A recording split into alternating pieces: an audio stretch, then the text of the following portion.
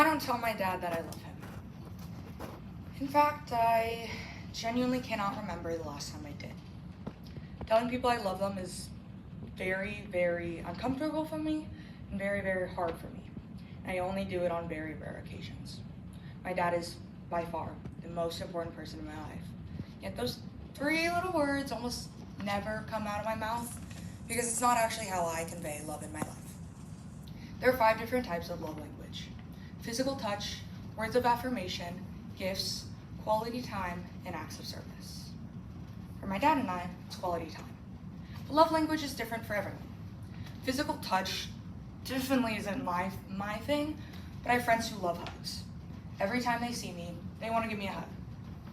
It's 100% awkward for me, but it's how they show affection, and I'm not going to shut that down. I want to feel comfortable in my styles of affection, but I do have to consider those around me too. But by doing so, I know that we are both benefiting from our relationship. Let's start from the very beginning. What is love language? Well, the original concept was thought of 30 years ago by a Baptist pastor, Gary Chapman. He said love languages were an intuitive yet simple way for couples to tune into each other and figure out how their partner was expressing love. As a pastor, Chapman worked in marriage counseling, and he experienced firsthand conflicts and connection issues. And he later used his own theory to help aid the struggling relationships. He theorized the 5 different types of love language. Acts of service are performing in a manner that helps your partner.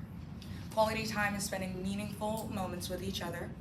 Gifts can be in both giving or receiving something that demonstrates effort and thoughtfulness. Physical touch is physical affection, like hugs, and words of affirmation is verbally expressing your feelings. Most people are a mix of all, like a smoothie, where there's a bunch of different ones mixed up in there. But usually there's a tendency to rely heavily on one. That is a person's primary love language. I have many experiences where I use gifts to either buy my friends Starbucks or something from a trip to just show my gratitude for them. Or when I use words of affirmation to thank them in great detail for their friendship. But even then, my primary love language is still quality time. While these concepts were originally only thought of as relating to romantic relationships, they're actually relative to more than just romance. They occur in our day-to-day lives with family and friends. Now, moving into a slightly different topic, the COVID-19 pandemic. It's no secret that the pandemic had drastic effects on everyone during isolation, but specifically teens and young adults. The National Library of Medicine conducted a study on 700 US college students in 2020, hoping to gauge how isolation had affected their relationships with friends, families, and partners. Through overall less contact, feelings of isolation rose. 69% of participants experienced an overall change in their relationships. 77% experienced a negative one. 77%. Physical distancing led to emotional distancing. And that feeling is probably applicable to about everyone in this room. An important note in this study was that the teens and young adults were the most impacted by the isolation. As a teenager, your mind and body are rapidly growing, and you need to expand your social environment to gain greater social capacity for your future. And COVID stripped them of that ability. About 1.8 billion teens and young adults are estimated to have experienced the global pandemic.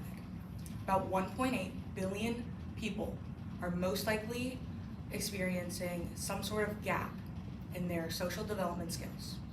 1.8 billion people are probably unable to foster the most beneficial relationships because they simply do not know how. So, how do we change that? How do we change that 1.8 billion and drop that by even 1 or 2 people? This is where love language comes into play. By picking up how our loved ones communicate affection, we can start to close that gap. But using love language doesn't mean giving up your own. It just means meeting each other halfway. So let's pick up how we communicate with each other. Maybe you have a friend who is always there for you, day and night, to pick up the phone, to lend a hand. They probably fall under acts of service. So the next time you get the chance, ask them how they're doing and if you can support them in any way. It doesn't have to be some big investigation on how the other person communicates affection. It can even just be a simple question. How do you like to show and receive affection? Finally, let's talk about how we can all have the most beneficial and mutual relationships. Like I said, using someone else's love language doesn't mean giving up yours, but it's meeting people halfway. Relationships are bridges, bridging an emotional connection between two people. If we only add support to one side, the entire thing is at risk for falling apart. But when we support both from equal sides, then that bridge can be successful and strong for years. Should you feel as if you are the only one putting in effort, have an open conversation about it. The one thing that all 5 love languages have in common is that they're all forms of communication. Have that talk about how to make each other happy, because no one is a mind reader. Relationships have to be mutual. If they aren't, then no one really gets to be happy. But when both are feeling as if they're putting equal time, equal effort, and receiving equal affection, they can both be the happiest. In our generation specifically, we have grown up with an emotional disconnect, but finding a way to bridge the gap can make all the difference. Communicating in both your love language and that of those most important to you can create the most beneficial and mutual relationships. So no, I may not tell my dad that I love him every time I leave the house or hang up the phone or, ever. That doesn't mean I don't. It just means that not everyone prioritizes words of affirmation. Love needs to be understood. It doesn't always need to be spoken. And sometimes the loudest way to say it is through only the language that the heart can understand.